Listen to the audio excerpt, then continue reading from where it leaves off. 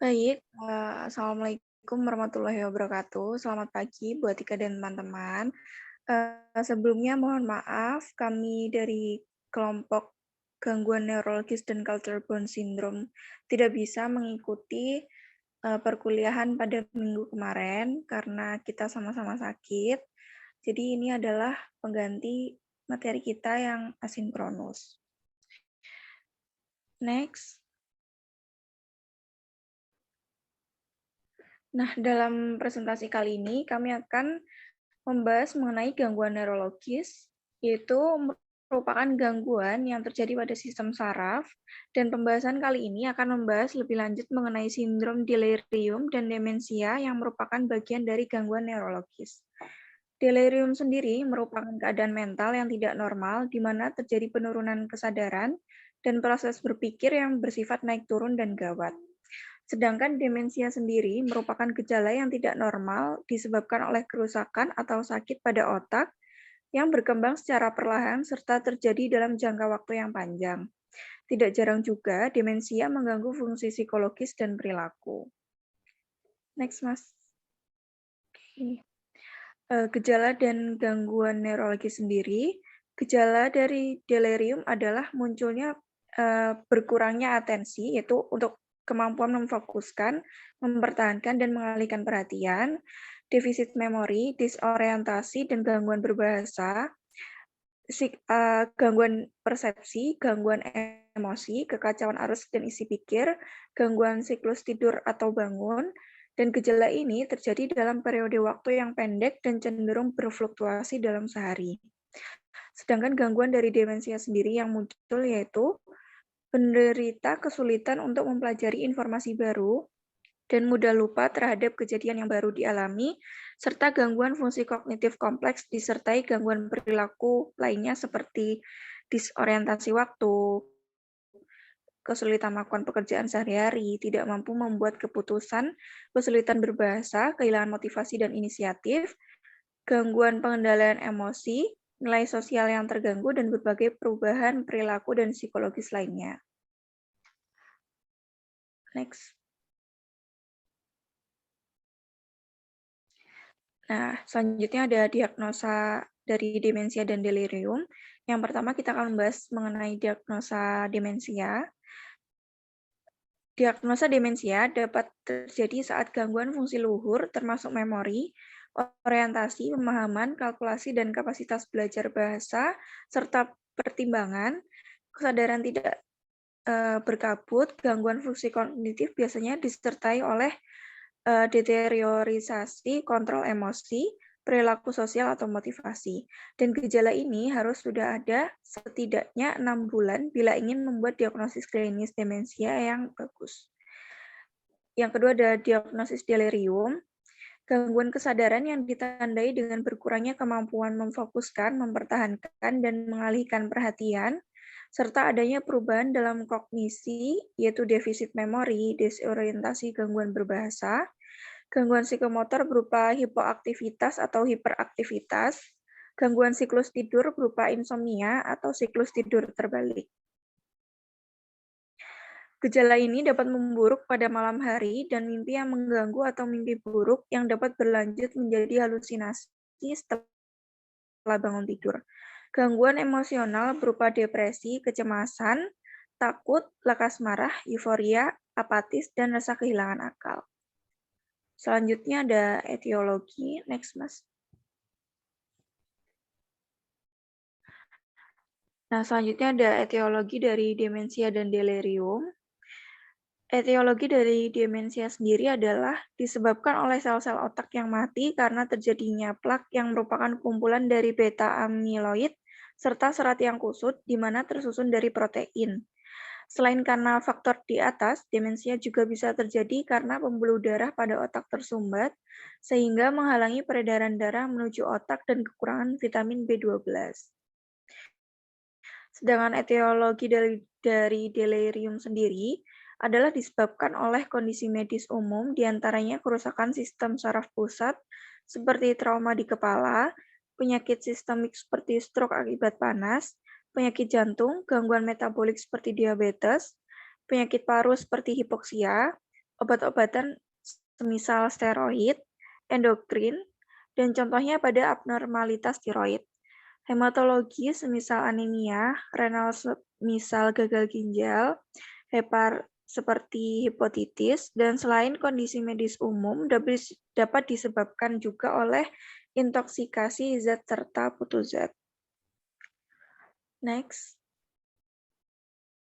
Nah, selanjutnya kita akan membahas mengenai culture bone syndrome. Culture bone syndrome sendiri adalah gejala klinis yang terjadi secara abnormal atau gangguan yang terjadi dengan gejala-gejala tertentu menurut konteks budaya atau etnis tertentu yang bersifat berulang, berpola, dan mengganggu. Seringkali culture bone syndrome dianggap oleh masyarakat lokal sebagai penyakit atau penderitaan yang dinamakan sesuai dengan kepercayaan lokal. Next. Nah, gejala dari gangguan culture bone syndrome ini ada banyak, dan kelompok kami mengambil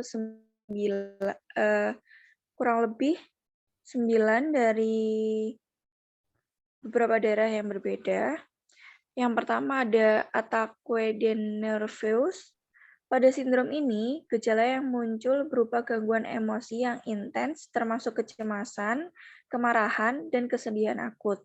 Selain itu, penderita juga mengalami panas di dada yang naik ke kepala, berteriak tak terkendali, menangis, gemetar, serta melakukan agresi secara verbal dan fisik.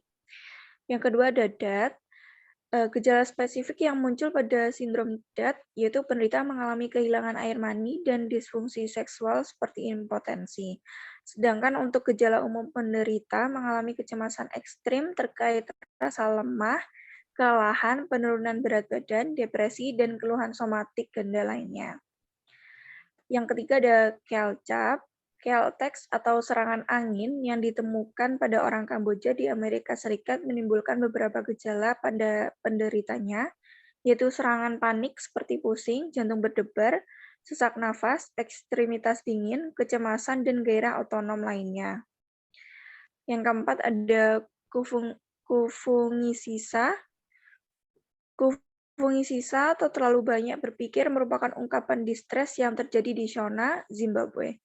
Kufungisisa melibatkan perenungan terhadap peristiwa yang menjengkelkan, yang kemudian menimbulkan beberapa gejala seperti kekhawatiran berlebihan, depresi, gangguan somatik, kecemasan, serangan panik, bedah tersinggung, dan perasaan panas atau sensasi merangkak di kepala.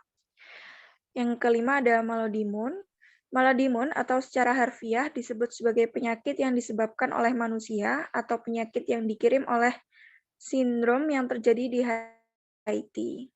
Jadi penyakit ini itu terjadi di Haiti, dan gejala yang muncul penderita yaitu psikosis, sulit membedakan antara kenyataan dan imajinasi, mengalami depresi, ketidakmampuan penderita untuk melakukan aktivitas sehari-hari, dan kegagalan sosial atau akademis.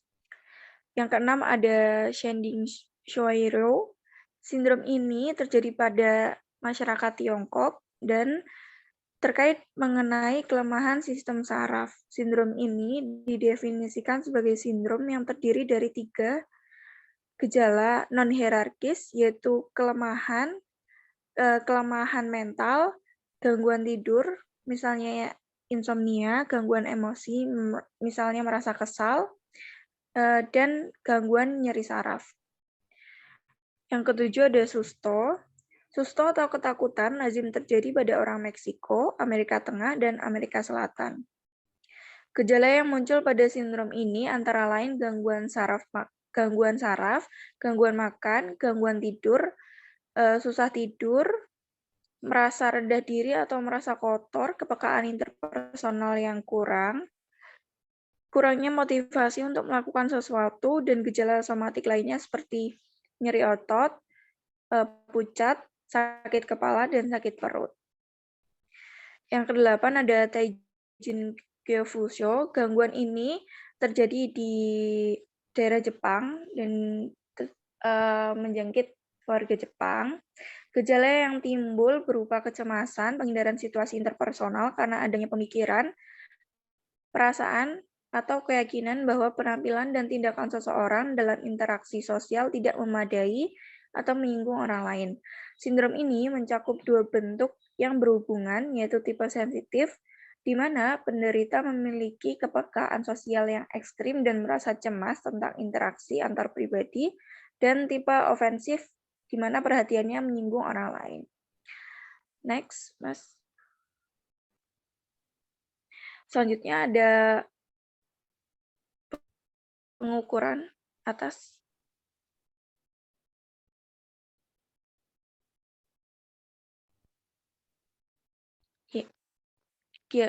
Diagnosis.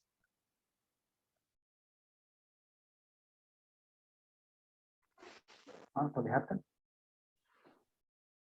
Yang diagnosis, Mas. Oh iya. Ya, udah.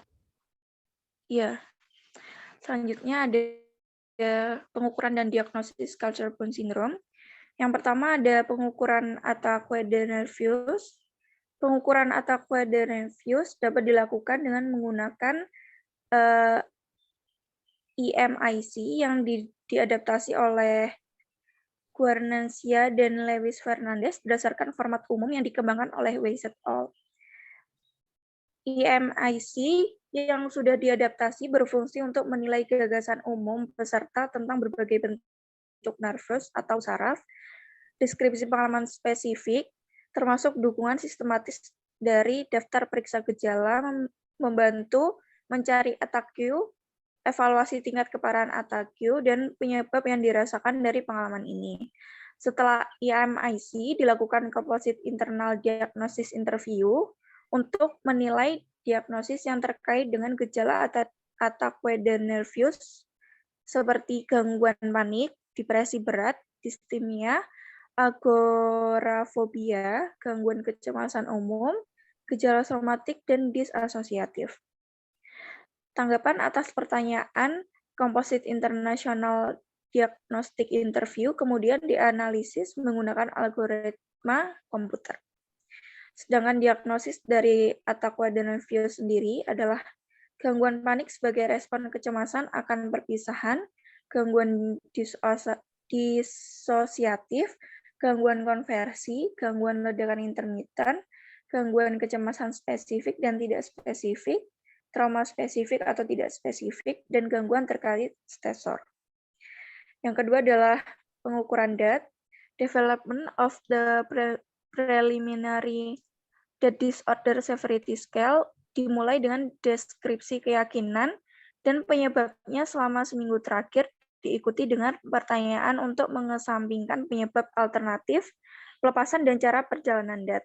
Bagian berikutnya yaitu keyakinan kesehatan terdiri dari daftar 25 dimensi yang dinilai dari 0 hingga 3. Dimensi tersebut antara lain persepsi pandangan orang lain, organisasi logis atau kewajaran fluktuasi dalam keyakinan, atau kurangnya stabilitas dan perubahan kekuatan, akurasi keyakinan, tingkat penerimaan oleh orang lain atau keanehan, tingkat penerimaan oleh para ahli dalam sistem pengobatan tradisional, wawasan tentang patologi keyakinan, dan kecepatan pembentukan keyakinan.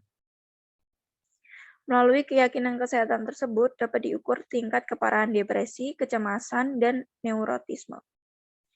Diagnosis DAT sendiri yaitu dapat diagnosis dengan munculnya gangguan depresi mayor, gangguan depresi persisten, gangguan kecemasan umum, gangguan gejala somatik, gangguan kecemasan penyakit, gangguan ereksi, ejakulasi dini, disfungsi seksual secara spesifik atau tidak spesifik, dan masalah akademis. Pengukuran KELCAP. Hopkins Symptom Checklist adalah ukuran yang banyak digunakan yang telah diterjemahkan dan divalidasi untuk populasi di Laos, Kamboja, dan Vietnam. Alat ukur ini berisi skala kecemasan yang berisi 10 item dan skala depresi 15 item, yang setiap item dinilai dengan skala tipe Likert 1.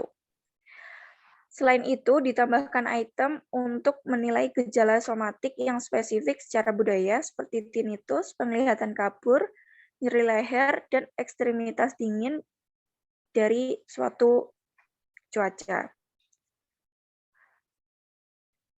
Sedangkan diagnosis Kiralchap sendiri adalah serangan panik yang dapat membentuk pengalaman kecemasan dan trauma, gangguan kecemasan umum, agoraphobiya, gangguan stres pasca trauma, dan gangguan kecemasan penyakit. Yang keempat ada pengukuran kufung sisa, dapat dilakukan melalui skala penyaringan yang dikembangkan oleh Prince dan disebutkan oleh Moragino. Terdapat 7 item dalam skala ini, dan skala ini menyaring diagnosis sindrom brain fog menggunakan 3 opsi respon, 0 sampai 1, 0, 1, 2, sesuai dengan tidak pernah, kadang-kadang, dan sering. Skor berkisaran antara 1 sampai 14 dan skor yang lebih tinggi mewakili manifestasi dari sindrom tersebut. Jika responden memiliki skor 6 ke atas, maka responden dianggap mempunyai brain fog. Diagnosis kufung sisa yaitu gangguan depresi mayor akibat kekhawatiran berlebihan, gangguan depresi persisten, gangguan kecemasan umum, gangguan stres pasca trauma, gangguan obsesif kompulsif, dan gangguan kehilangan kompleks persisten. Yang kelima ada pengukuran Melodimun. Alat ukur Haitian Kroll berfungsi untuk mengukur adanya ketidakseimbangan depresi yang secara khusus terjadi pada orang Haiti. Haitian Kroll memanfaatkan basis penelitian depresi kesehatan mental Eropa dan Amerika Utara yang menghasilkan 13 item ukuran screening untuk suasana hati yang tertekan dan gejala vegetatif. Sedangkan diagnosis Melodimun sendiri adalah terjadinya gangguan delusi yang muncul ketika terdapat gejala baru yang berpengaruh pada perubahan perilaku sehingga menimbulkan kecurigaan akan adanya serangan spiritual dan skizofrenia dengan fitur paranoid. Yang keenam ada pengukuran Shinjin-Shuairou. Sindrom ini dapat diukur menggunakan gejala neurasthenia dari sistem diagnosis, dan diagnosis Shinjin-Shuairou ini dibuat jika salah satu dari 2 gejala inti muncul. Gejala inti tersebut adalah yang pertama, kelelahan yang meningkat terus-menerus setelah upaya mental, dan yang kedua adalah kelemahan atau kelelahan tubuh setelah sedikit usaha dan disertai dengan 2 gejala tambahan. Setiap item dinilai sebagai ada atau tidak ada, yang kemudian akan diberikan kode sebagai tidak ada dan 1 ada. Reliabilitas konsistensi internal berdasarkan kode Richard Formula 20 adalah 0,72. Diagnosis Shinjin-Shuairou sendiri dapat terjadi apabila terdapat gangguan depresi mayor akibat ketidakmampuan untuk mengubah situasi serta pikiran-pikiran yang bertentangan dan keinginan yang tidak terpenuhi, gangguan depresi persisten, gangguan kecemasan umum, dan gangguan kecemasan sosial. Yang selanjutnya ada pengukuran Susto. Pengukuran symptoms ini terdiri dari variabel untuk setiap gejala yang akan digunakan untuk mengukur kesejahteraan fisik antar peserta yang berkelanjutan dan tidak. Terdapat gejala yaitu dry up, spirit nightmare, no sleep, dan beberapa gejala lainnya. Untuk mengukur kesehatan fisik, informan ditanya apakah pernah mengalami gejala berikut di masa lalu selama 5 tahun. Skala gejala Susto dirancang untuk mengukur tingkat kesejahteraan individu dengan menetapkan nilai numerik kepilihan jawaban dalam skala tersebut. Jawaban ya dan tidak diberikan masing-masing 1 dan 0. Skor maksimum yang dapat diterima seseorang adalah 22, yang berarti mereka telah mengalami semua gejala yang menonjol secara budaya yang terkait. Sedangkan diagnosis Susto sendiri adalah terjadinya gangguan depresi mayor terkait kehilangan, ditinggalkan, kesedihan, citra diri yang buruk, dan keinginan bunuh diri, gangguan stres pasca trauma, trauma spesifik atau tidak spesifik, gangguan terkait stresor, dan lain sebagainya.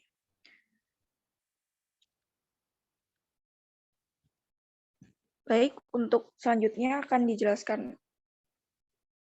Ada etiologi. Dalam konteks budaya, culture bound syndrome dipercaya terjadi karena adanya sihir, mantra yang jahat, ataupun karena nenek moyang yang sedang marah.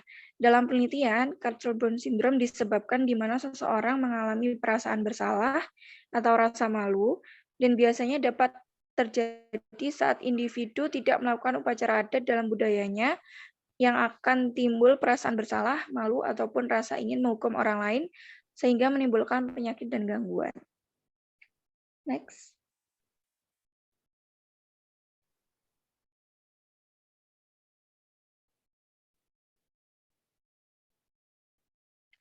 Next, Mas.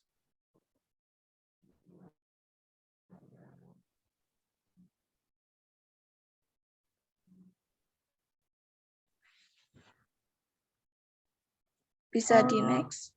Apakah terlihat? Ya, terlihat. Lihat ya. Ya. Oke, untuk deskripsi kasusnya akan saya bacakan. Seorang kakek berumur 74 tahun asal Bandung bernama Andi, bukan nama yang sebenarnya, mengidap demensia Alzheimer. Ingatan kakek berusia 74 tahun ini merosot tajam. Andi juga tak bisa beraktivitas dan bergantung sepenuhnya pada sang istri Ayu.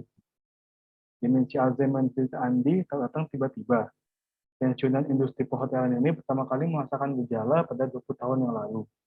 Ketika itu, Ayu mulai mencari-cari sesuatu yang tak diketahuinya. Ayu cerita gejala awal demensia terjadi pada akhir tahun 1997. Bapak Andi terus-terusan mencari sesuatu, tapi tidak berhasil ketemu. Ketika ditanya mencari apa, Pak Andi menjawab tidak tahu. Setahun berselang, saat sedang mengendarai mobil bersama Ayu, Andi mendadak berhenti di tengah jalan. Dia kebingungan lantaran tak tahu mau kemana. Mukanya kebingungan, dia bilang. Aku nggak tahu, aku nggak ngerti kemana. Ucap Ayu menerikan suaminya. Pernah pula Andi menanyakan hal yang sama berulang kali. Dia juga pernah keluar dari kamar mandi saat masih dipenuhi busa sapu. Kala itu Andi beranggapan dirinya sudah kelar mandi. Memang tidak setiap hari, misalnya sebulan atau 2 bulan, ada jangka waktunya baru muncul lagi. Misalnya di bulan kelima baru ada gejala lagi. Gejala Ayu yang sudah menikah dengan Andi sejak 45 tahun yang lalu. Saat gejala itu muncul, Ayu tak lantas curiga suaminya mengidap demensia Alzheimer. Dia baru memeriksakannya saat Andi jatuh tertelungkup dan berdarah di jalanan pada tahun 2010 lalu. Ayu membawa suaminya ke sebuah klinik lansia di Bandung. Dari situ dia dirujuk ke sebuah klinik memori. Di sana, Andi mengikuti rangkaian tes psikologis dan didiagnosis menderita demensia Alzheimer. Sejak saat itu, gejala yang muncul semakin parah. Perilaku Andi makin tak karuan. Karena setiap malam Andi membuka gorden, mematikan lampu, dan mengedung-edung pintu. Tak cuma itu, Andi juga mengalami halusinasi dan paranoid. Alhasil, atas rekomendasi dokter, Ayu mesti merombak beberapa tata letak rumahnya untuk menunjang keadaan Andi. Dia tak lagi memasang kaca besar karena memicu paranoid. Setelah 2010 itu semakin parah. Karena ada fase tidak berhenti makan, pernah pula BAB berkecewa sepanjang rumah atau semua yang di rumah diudahi, ungkap Ayu. Andi juga bahkan tak mengenali ketiga anak dan tiga cucunya. Baru 2 tahun terakhir kondisi Andi lebih tenang. Emosinya tak lagi mengguncang seperti semula. Andi lebih banyak berdiam diri. Setiap aktivitas kini bergantung pada Ayu. Sang istri yang merawat mulai dari membagikan, memberi makan, hingga memantau gerak-gerik Andi. Aktivitasnya sekarang duduk, makan, tidur. Kalau makannya sudah bisa diatur, walaupun suka jajanan anak-anak di warung, kata Ayu. Andi kini hanya mengonsumsi makanan dengan gizi seimbang yang dibuatkan Ayu setiap hari. Dia juga meminum susu khusus untuk penderita Alzheimer. Ayu sengaja tak memberikan obat-obatan lantaran tak ada obat yang bisa menyembuhkan penyakit ini. Ini tidak ada obatnya. Saya hanya memberikan rasa aman dan nyaman, ujarnya. Untuk gejala yang tampak dari kasus ini, gejala yang tampak berdasarkan DSM-5 yaitu penurunan fungsi kognitif yang signifikan dibandingkan fungsi kognitif sebelumnya. Penurunan ini terjadi pada satu atau lebih area kognitif, yaitu atensi kompleks, fungsi eksekusi, kemampuan belajar, ingatan, bahasa, persepsi motorik, dan sosial. Perilaku yang muncul pada Pak Andi yaitu Pak Andi sering mengalami hilang ingatan, kebingungan, hingga yang terparah mengalami paranoid atau halusinasi. Gejala berdasarkan DSM-5 yang kedua yaitu defisit kognitif mengganggu aktivitas sehari-hari, sehingga pasti membutuhkan bantuan. Kemunculan perilaku yang muncul dari Pak Andi yaitu saat ini istrinya lah yang merawat Pak Andi dari mandi, makan, hingga mematuhi gerak-gerik Pak Andi. Rancangan intervensi yang dapat dilakukan itu ada dua, yaitu intervensi lingkungan dan intervensi tingkah laku. Intervensi lingkungan itu meliputi penyesuaian pada fisik dan sekeliling pasien penderita demensia. Contohnya, seperti tadi, tidak menaruh cermin besar di rumah Pak Andi. Yang kedua itu intervensi tingkah laku. Penderita demensia diberikan perhatian yang secukupnya supaya pasien tidak merasa dibiarkan dan tersisih. Nah, untuk akses satunya itu masuk ke dalam demensia Alzheimer dengan gangguan perilaku.